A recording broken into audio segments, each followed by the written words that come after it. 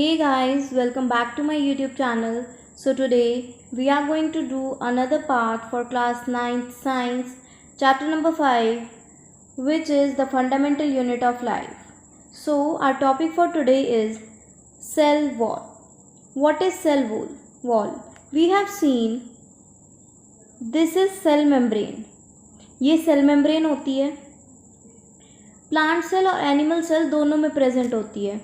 लेकिन cell wall क्या होती है, इसके बाहर एक और आउटर कवरिंग होती है पतली सी, जो सिर्फ प्लांट सेल्स में होती है, एनिमल सेल्स में नहीं होती। ठीक है, इसे कहते हैं हम cell wall. Plant cells in addition to plasma membrane have another rigid outer covering called the cell wall. Plant cell में प्लाज्मा मेम्ब्रेन के साथ साथ एक सेल वॉल भी होती है, जो उसके बाहर की एक और कवरिंग होती है। Cell wall lies outside the plasma membrane. जो सेल वॉल है प्लाज्मा मेम्ब्रेन के बाहर होती है। The plant cell wall is mainly composed of cellulose. जो प्लांट्स की जो सेल वॉल होती है वो सेल्यूलोज से बनी होती है। Cellulose is a complex substance and provide structural strength to plants. जो सेल्यूलोज है वो एक कॉम्प्लेक्स सब्सटेंस है जो प्लांट्स को स्ट्रक्चर और स्ट्रेंथ प्रोवाइड करती है, स्ट्रक्चर से स्ट्रेंथ प्रोवाइड करती है। When a living plant cell loses water through osmosis, there is shrinkage or contraction of contents of cell away from the cell wall. जब प्लांट सेल पानी loose करता है osmosis के थ्रू, वो पानी छोड़ता है बाहर, तो वो जो है वो सिकुड़ जाता है, श्रिंक हो जाता है, जिससे कि जो अंदर के जो ऑर्गेनल्स होते हैं वो भी थोड़े से श्रिंक हो जाते हैं। This phenomena is known as plasmolysis. इसको हम कहते हैं plasmolysis. We can observe this phenomena by performing the following activity. ये जो फिनोमिना है ये हम नीचे गिवन एक्टिविटी से देख सकते हैं। Activity 5.6, mount the peel of rhoeo leaf in water on a slide and examine sales under the high power of a microscope. एक रियो लीफ, एक प्लांट की रियो लीफ, प्लांट में एक प्लांट है रियो, उसकी रियो लीफ क्या रखी है और उसको पानी में रखना है एक स्लाइड के ऊपर। उसके जो सेल्स हैं उसे एग्जामिन करो, जो कंपाउंड माइक्रोस्कोप होता है ना हाई पावर का, उसके नीचे। Note the small green granules called chloroplast. उसमें छोटे छोटे ग्रीन ग्रैन्यूल्स होंगे, क्लोरोप्लास्ट, उन्हें ऑब्जर्व करो। They contain a green substance called chlorophyll. ये ग्रीन सब्सटेंस होता है इसमें, जिसे क्लोरोफिल कहते हैं। Put a strong solution of sugar और salt on the mounted leaf on the slide.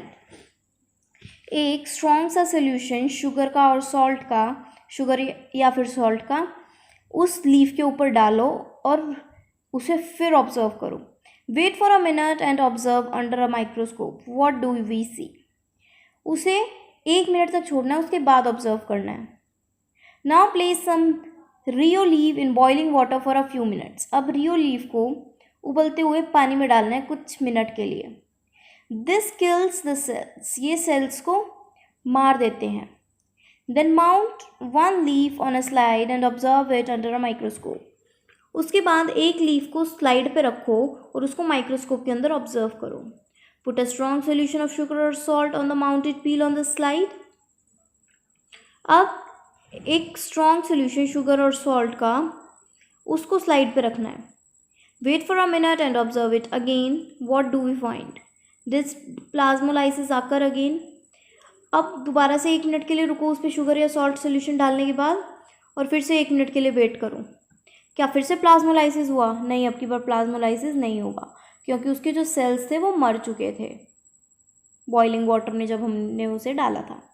What do we infer from this activity. इस activity से हमने क्या देखा? It appears that only living cells and not dead cells are able to absorb water by osmosis. हमने देखा कि ना कि सिर्फ लिविंग सेल्स बल्कि डेड सेल्स भी पानी एब्जॉर्ब कर लेते हैं ऑस्मोसिस के through. Cell walls permit the cells of plants, fungi and bacteria to withstand very dilute external media without bursting. Cell wall जो होती है वो परमिट करती है सेल्स को, प्लांट, फंगाई और बैक्टीरिया के, ताकि जो हाइपोटोनिक सोल्यूशन होता है, हाइपोटोनिक सोल्यूशन मतलब जिसके अंदर ज़्यादा पानी हो और बाहर कम हो। ठीक है, तो जो एक्सटर्नल एनवायरनमेंट होगा उसमें वो उसको बर्स्ट होने से बचाएगा। In such media, the cells tend to take up water by osmosis. इस मीडियम में जो सेल्स हैं वो पानी ऑस्मोसिस के थ्रू लेते हैं. द सेल स्वेल्स, जो सेल है वो मोटा हो जाता है, थोड़ा सा स्वेल हो जाता है cell. Building up pressure against the cell wall, cell wall के अगेंस्ट प्रेशर बिल्ड करता है जब वो सेल स्वेल अप हो जाता है. क्योंकि अगर जो सेल वॉल होगी, देखो ये हमारा सेल है और ये हमारी सेल वॉल है. जब सेल थोड़ा थिक होगा तो प्रेशर यहाँ पे अप्लाई होगा, ये सेल वॉल पे बाहर की तरफ अप्लाई होगा. ये अगर थोड़ा सा भी मोटा हुआ तो बस इसी वजह से प्रेशर एक्सर्ट करता है सेल वॉल पे जब ये स्वेल अप हो जाता है. Cell wall exerts an equal pressure against the swollen cell, जो सेल वॉल है वो भी इक्वल प्रेशर स्वॉलन सेल को पे डालती है. अब अगर सपोज करो ये है सेल और ये है सेल वॉल, जो सेल मेम्ब्रेन जो सेल है वो सेल वॉल पे पूरा जितना प्रेशर डालता है, सेल वॉल भी उस पर उतना ही प्रेशर वापस डालती है. The wall exerts because of their walls such cells can withstand much greater changes in the surrounding medium than animal cells. Cell walls की वजह से जो सेल्स होते हैं वो काफ़ी ज़्यादा चेंजेस हो सकते हैं उन सेल वॉल में, उसके सराउंडिंग मीडियम की वजह से, क्योंकि उसमें सेल वॉल होती है और एनिमल सेल्स में सेल वॉल नहीं होती, तो उनमें ज़्यादा चेंजेस हो पाएंगे और एनिमल सेल में कम होंगे. Nucleus, remember the temporary mount of onion peel we prepared. हमने पिछली क्लास में पढ़ा था कि टेम्परेरी माउंट अनियन पील का हम कैसे बनाते हैं, तो वो आपको याद होगा. We had put iodine solution on the peel, हमने पील पे आयोडीन सोल्यूशन डाला था. ठीक है, वाई, क्यों डाला था. What would we see if we tried observing the peel without putting the iodine solution. अगर हम उस पर बिना आयोडीन सोल्यूशन डाले उसको ऑब्जर्व करेंगे तो क्या होगा, कुछ फ़र्क पड़ेगा. Try it and see what the difference is. अब ट्राई करो और देखो क्या डिफरेंस है. Further when we put iodine on the peel did each cell get evenly coloured. जब हमने सेल पे आयोडीन डाला तो क्या जो पूरा सेल था वो इक्वली कलर्ड था. अब देखो, अगर हमने आयोडीन डाला है तो हमें न्यूक्लियस वगैरह सब बिल्कुल क्लियरली दिखेंगे. अगर हम आयोडीन नहीं डालेंगे ना तो हमें वो सब क्लियर नहीं दिखेगा. According to their chemical composition different regions of cell get coloured. Chemical composition की वजह से जो सेल की अलग अलग जगहें हैं वो कलर्ड होती हैं. Some regions appear darker than the other regions. कुछ रीजन दूसरों से डार्क होती हैं. Apart from iodine solution we could also use safranin solution और methylene blue solution to stain it. Iodine solution की जगह हम सेफ्रेनिन सोल्यूशन और मिथाइल ब्लू भी यूज़ कर सकते हैं सेल को स्टेन करने के लिए. हमने आयोडीन नहीं, हमने क्या डाला था, सेफ्रेनिन सोल्यूशन. तो अगर हम सेफ्रेनिन को भी नहीं डालेंगे ना, या तो हमें इन तीनों में से कोई एक डालना ही पड़ेगा, सेफ्रेनिन, आयोडीन या फिर मिथाइल ब्लू. इनमें से कोई एक डालना ही पड़ेगा. नहीं डालेंगे तो हमें वो जो स्लाइड्स हैं, वो स्लाइड्स जो हमारी प्रिपेयर होगी उसमें क्लियर हमें सेल्स की इमेजेस नहीं देखेंगी. We have observe cells from an onion, let us now observe cells from our body. हमने अनियन के सेल से देखा था, अब हम अपनी बॉडी के सेल से देखेंगे. ये चीक सेल की एक्टिविटी है जो अब नहीं होती इस रीज़न की वजह से कि इन्फेक्शन हो जाता है इससे, और कई बार बच्चों को इतना ब्लड निकलता है चीक सेल निकालने के बाद कि वो रुकता नहीं है, डॉक्टर के पास लेके जाना होता है. Activity 5.7, let us take a glass slide with a dropper of water on it. अब हमें एक ग्लास स्लाइड लेनी है, फिर उस पर एक ड्रॉप पानी डालना है. Using an ice cream stick spoon gently scrap the inside surface of the cheek. Ice cream spoon की वजह से अपने गाल के जो अंदर का एरिया होता है उसको हल्का सा स्क्रैप करना है. Does any material get stuck on the spoon. क्या कुछ मटेरियल स्पून पे लगा. With the help of needle you can transfer this material and spread it evenly on the glass slide kept ready for it. अब needle की मदद से वो जो स्पून के ऊपर आया था, आपका चीक सेल था, उसको निडल की हेल्प से स्लाइड पे डालो जो हमने ऊपर प्रिपेयर करी थी पानी डाल के, और उसको इवनली स्प्रेड कर दो. To colour the material we can put a drop of methyl blue solution on it. Solution को कवर करने के लिए हम उस पर मिथाइल ब्लू सोल्यूशन डाल सकते हैं। Now the material is ready for observation under microscope. अब जो हमने मटेरियल प्रिपेयर किया है, अगर हम उसको अब ऑब्जर्व करें माइक्रोस्कोप के अंदर, तो हम क्लियरली उसे ऑब्जर्व कर सकते हैं। Do not forget to put a cover slip on it. और वो कवर स्लिप लगाना मत भूलना स्लाइड प्रिपेयर होने के बाद। व्हाट डू यू ऑब्जर्व, क्या ऑब्जर्व किया? What is the shape of cells we see, draw it on the observation sheet. अब हमने क्या शेप देखी सेल्स की? सेल्स की शेप हेक्सागोनल होगी, कुछ इस तरीके की, और बीच में होगा न्यूक्लियस।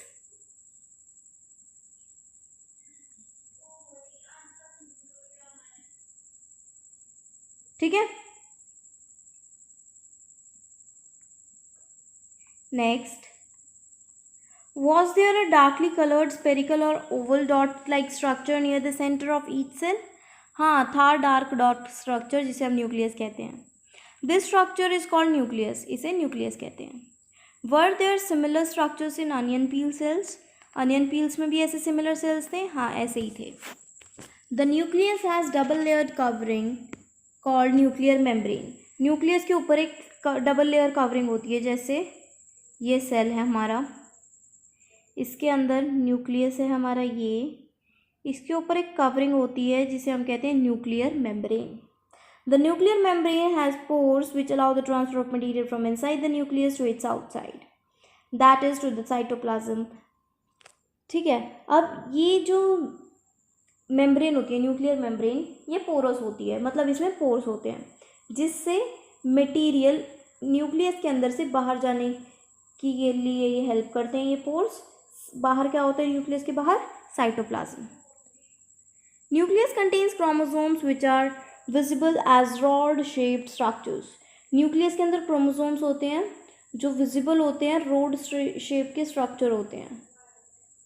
क्रोमोसोम्स रोड शेप के स्ट्रक्चर होते हैं, कुछ इस तरीके से, वो फ्लोट करते रहते हैं सेल्स में। Only when the cell is about to divide, ये उस टाइम विजिबल होते हैं जब सेल डिवाइड होने वाला होता है। हर टाइम ये विजिबल नहीं होती, ये सिर्फ उस टाइम विजिबल होते हैं जब जो सेल है वो डिवाइड होने वाला होता है। Chromosomes contain information for inheritance of characters from parents to next generation in the form of DNA. जो क्रोमोसोम्स होते हैं उनके अंदर इंफॉर्मेशन होती है पेरेंट्स के अंदर से उनके बेबी में, जिससे कि जो पेरेंट्स के जो कुछ कैरेक्टर्स हैं वो बेबी में आ जाए, जिसे हम कहते हैं जो डीएनए के फॉर्म में आते हैं, जिन्हें हम जिसकी फुल फॉर्म होती है deoxyribonucleic acid. It is important. Chromosomes are composed of DNA and protein. जो क्रोमोसोम्स हैं वो डीएनए और प्रोटीन से बने होते हैं। DNA molecules contain information necessary for constructing and organising cells. जो डीएनए के जो मॉलिक्यूल्स होते हैं वो इम्पॉर्टेंट होते हैं सेल की कंस्ट्रक्शन में। ठीक है, और उसकी ऑर्गेनाइजेशन में। Functional segments of DNA are called genes. जो फंक्शनल सेगमेंट्स होते हैं डीएनए के, उसे हम कहते हैं जीन्स। कई बार आपके स्कूल में टीचर भी बोलती होगी, आप कुछ गलत काम करते होगे तो it's not in your genes, it's not in your genes, मतलब आपके अंदर ये वाले कैरेक्टर्स हैं ही नहीं। In a cell which is not dividing, this DNA is present as part of chromatin material. एक ऐसे सेल में जो डिवाइड ही नहीं होता, ये जो डीएनए है उसमें प्रेजेंट होता है क्रोमेटिन मटीरियल के फॉर्म में। जो क्रोमेटिन मटीरियल होता है वो विजिबल होता है थ्रेड लाइक स्ट्रक्चर्स की तरह, वो थ्रेड लाइक स्ट्रक्चर्स होते हैं chromatin material. Chromatin material is visible as entangled mass of thread like structures. हाँ, बताया ना, वो थ्रेड लाइक स्ट्रक्चर्स की तरह विजिबल होते हैं। Whenever the cell is about to divide, the chromatin material get organized. जैसे ही सेल डिवाइड होने वाला होता है, जो क्रोमेटिन मटीरियल है वो अपने आप को ऑर्गेनाइज कर लेता है अच्छे से। जैसे देखो, आपकी बुक्स वगैरह बिल्कुल घर में फैली रहती हैं, स्टडी टेबल पे आपकी बुक्स पड़ी है, यहाँ पेन पड़ा है, वहाँ इरेजर, वहाँ शार्पनर, लेकिन जब गेस्ट आने वाले होते हैं आप फटाफट से उन्हें सबको समेट कर रखते हो। वैसे ये क्रोमेटिन मटीरियल है, जैसे ही सेल डिवाइड होने वाला होता है वो अपने आप को ऑर्गेनाइज कर लेता है क्रोमोसोम्स के अंदर। Nucleus plays a central role in cellular reproduction. जो न्यूक्लियस है ये बीच का रोल प्ले करता है सेलुलर रिप्रोडक्शन में। Process by which a single cell divides and forms 2 new cells, ये जो प्रोसेस होता है ये एक सिंगल सेल 2 सेल्स में बनाते हैं। जैसे एक ये सेल है, ये धीरे धीरे धीरे धीरे डिवाइड होगा, इसमें ये न्यूक्लियस है, धीरे धीरे फिर ये न्यूक्लियस डिवाइड होगा और फिर ये बिल्कुल अलग हो जाएगा, ये ऐसे फिर ये ऐसे। Okay fine, so let's move further. It also plays a crucial role along with the environment in determining the way the cell will develop and what form it will exhibit at maturity by directing the chemical activities of the cell. ये जो है ये बहुत important role play करता है हमारी body में environment के साथ। क्यों? ये हेल्प करता है कि सेल किस तरह से डेवलप होगा, उसकी क्या फॉर्म होगी, वो कितना मैच्योर होगा, और सेल्स की जो प्रॉपर्टीज़ होती है, केमिकल एक्टिविटीज़ होती हैं, उसे भी ये डायरेक्ट करता है। In some organisms like bacteria the nuclear region of the cell may be poorly defined due to the absence of a nuclear membrane. कुछ ऑर्गेनिजम्स में जैसे बैक्टीरिया, जो न्यूक्लियर रीजन होता है मतलब न्यूक्लियस वाला रीजन, उसमें सेल जो है वो बड़ा ही पुअरली डिफाइंड होता है, मतलब उसमें कुछ भी अच्छे से डिफाइन नहीं होता due to the absence of nuclear membrane की एब्सेंस की वजह से। Such an undefined nuclear region contains only nucleic acids called nucleoids. ऐसे undefined जो region होते हैं जिसमें सिर्फ न्यूक्लिक एसिड होता है उन्हें कहते हैं nucleoids. Such organisms whose cell lack a nuclear membrane are called prokaryotes. ऐसे organisms जिनके जो न्यूक्लियर मेम्ब्रेन नहीं होती जिनमें, उन्हें कहते हैं प्रोकैरियोट्स। ठीक है। प्रो प्रिमिटिव और प्राइमरी, प्रो का मतलब होता है प्रिमिटिव मतलब पहले, और प्राइमरी का मतलब भी पहले। कैरियोट मतलब कैरियन या फिर न्यूक्लियस। कैरियोट का मतलब होता है nucleus, primary nucleus. Organisms with cell having a nuclear membrane are called eukaryotes. अब ऐसे ऑर्गेनिजम्स, अब कुछ ऑर्गेनिजम्स ऐसे हैं जिसमें न्यूक्लियर मेम्ब्रेन नहीं होगी, तो कुछ ऐसे भी तो होंगे जिसमें न्यूक्लियर मेम्ब्रेन होगी, तो ऐसे ऑर्गेनिजम्स को हम कहते हैं eukaryotes. Prokaryotic cells also lack most of the other cytoplasmic organelles.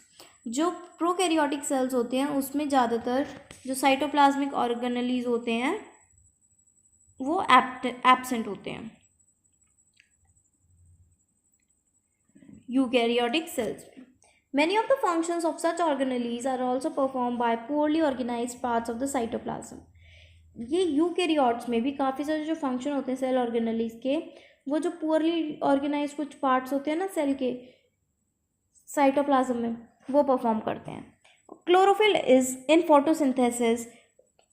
In photosynthetic prokaryotic bacteria is associated with membranes vesicles.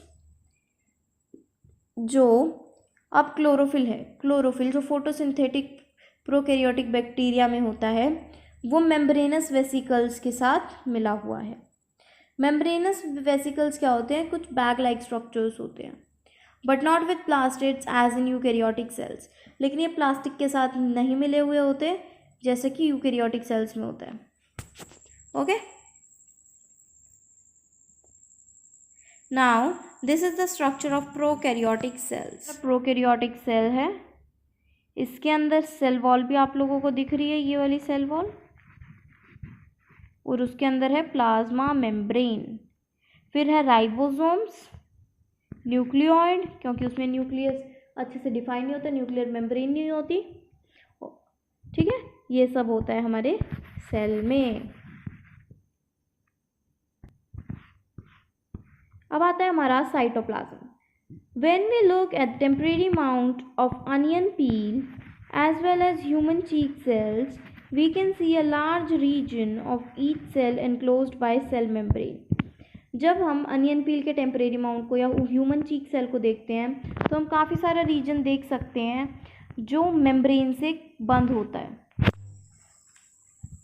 Reason takes up very little stain, जो रीजन है वो बहुत ही कम स्टेन लेता है, जिसे कहते हैं साइटोप्लाज्म। इसके बारे में अभी हम और डिटेल में पढ़ेंगे, थोड़ा साइटोप्लाज्म के बारे में हम थोड़ा डिटेल में पढ़ेंगे अभी। Cytoplasm is fluid content inside the plasma membrane. जो साइटोप्लाज्म होता है वो एक फ्लूइड कंटेंट होता है प्लाज्मा मेम्ब्रेन के अंदर। It also contains many specialise cell organelles, इसके अंदर काफ़ी सारे स्पेशलाइज सेल ऑर्गेनेलीज भी होते हैं, मतलब सेल के components. Each of these organelles perform a specific function for the cell. ये सारे जो ऑर्गेनेलीज होते हैं ये कुछ स्पेसिफिक फंक्शन परफॉर्म करते हैं। Cell organelles are enclosed by membranes, जो सेल ऑर्गेनेलीज होते हैं वो मेम्ब्रेन से एनक्लोज होते हैं, किससे? मेम्ब्रेन से बंद होते हैं। In eukaryotes, beside the absence of a defined nuclear region, the membrane-bound cell organelles are also absent. जो प्रोकैरियोट्स होते हैं उसमें न्यूक्लियर रीजन तो होता ही नहीं है, साथ के साथ जो मेम्ब्रेन बाउंड सेल ऑर्गेनेलीज होते हैं वो भी एब्सेंट होते हैं, मतलब उसमें most of the cell organelles भी एब्सेंट होते हैं, cell organelles. On the other hand, the eukaryotic cells have nuclear membrane as well as membrane enclosed organelles. और यूकैरियोटिक सेल्स में न्यूक्लियर मेम्ब्रेन भी होती है और मेम्ब्रेन एनक्लोज्ड ऑर्गेनेल्स भी होते हैं। The significance of membranes can be illustrated with the example of viruses. जो सिग्निफिकेंस होती है मेम्ब्रेन की वो वायरस के एग्जाम्पल से बताई जा सकती है। Viruses lack any membranes and hence do not show characteristics of life until they enter a living body and use its cell machinery to multiply. जो वायरस होती है उनके अंदर जो मेम्ब्रेन्स होते हैं वो तो होती ही नहीं है, इसीलिए वो किसी की भी बॉडी के बाहर जिंदा नहीं दिखाई देते, कोई कैरेक्टरिस्टिक्स नहीं दिखाई देती उनके अंदर लाइफ की। तो इसीलिए जब वो लिविंग बॉडी में, मतलब ह्यूमन बॉडी, एनिमल बॉडी, किसी में भी जाके जो उनकी मशीनरी होती है उससे वो अपनी जो जनरेशन है उसे बढ़ाते हैं, अपने आप को मल्टीप्लाई होते रहते हैं। Now questions. Fill in the gaps in the following table illustrating differences between prokaryotic and eukaryotic cells. अब हमें ये प्रोकैरियोटिक और यूकैरियोटिक सेल्स दे रखे हैं जिन्हें हमें कंप्लीट करना है। First prokaryotic cell, size generally small, ठीक है, ये ज़्यादातर छोटा ही होता है, और जो यूकैरियोट होता है वो बड़ा होता है, साइज लार्ज। न्यूक्लियर रीजन, इसमें क्या होता है यूकैरियोटिक में? न्यूक्लियर रीजन वेल डिफाइंड होता है और सराउंडेड बाय न्यूक्लियर मेम्ब्रेन। इसमें क्या आएगा न्यूक्लियर रीजन में? न्यूक्लियर रीजन इज एब्सेंट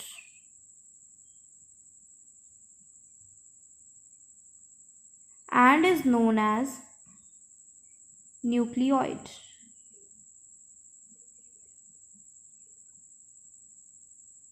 ये मैं आपको पढ़ा चुकी हूँ, अभी पढ़ा है बिल्कुल जस्ट। क्रोमोसोम, इसमें सिंगल क्रोमोसोम होता है प्रोकैरियोटिक में, और यूकैरियोटिक में मोर देन वन क्रोमोसोम होता है। Guys please forgive my handwriting is very bad. I know आपको ये समझ भी नहीं आ रहा होगा। Wait, let me try to write it again. Nucleoid, CLEOID,